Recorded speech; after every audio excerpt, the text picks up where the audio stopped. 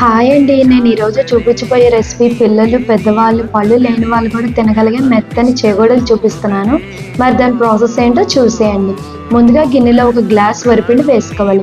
అలాగే దాంట్లో 1.5 గ్లాసులు నీళ్లు పోసుకోవాలి. తర్వాత 2 టేబుల్ స్పూన్స్ పెసరపప్పు, 1 టేబుల్ స్పూన్ కారం, 2 టేబుల్ స్పూన్స్ నువ్వుపప్పు, 1 టీ స్పూన్ జీలకర్ర, 1 టీ స్పూన్ ఇంగువ, ఉప్పు వేసుకొని కర్రతో బాగా కలపాలి.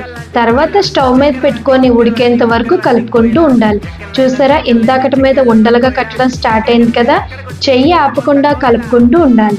ఇలా బాగా ఉడికిన తర్వాత చేతికి ఆయిల్ రాసుకొని అలాగే గచ్చుకి ఆయిల్ రాసి ఈ ముద్దను ఇలా బాగా మెదాయించుకోవాలి. ఇలా కొంచెం ముద్దను తీసుకొని రోల్ చేసుకొని చేగోడిలా చేసుకోవాలి. ఇలా చేసుకున్న వాటిని ప్లేట్లో పెట్టాలి. ఇప్పుడు ఆయిల్లో నెమ్మదిగా ఈ చేగోడిలను ఒక్కొక్కటిగా వేసుకోవాలి. ఉడికిన తర్వాత వాటంతట అవే పైకి తేలుతాయండి. 2 వైపులా వేగిన తర్వాత స్టాండర్ మీద పెట్టుకోవాలి. తర్వాత ప్లేట్లోకి తీసుకుని సర్వ్ చేసుకోవాలి. ఇలా తింటుంటే మెత్తగా చాలా టేస్టీగా ఉన్నాయి. నా వీడియో కనుక మీకు నచ్చినట్లయితే సబ్స్క్రైబ్ చేసుకోండి. ఓకేనా? బాయ్.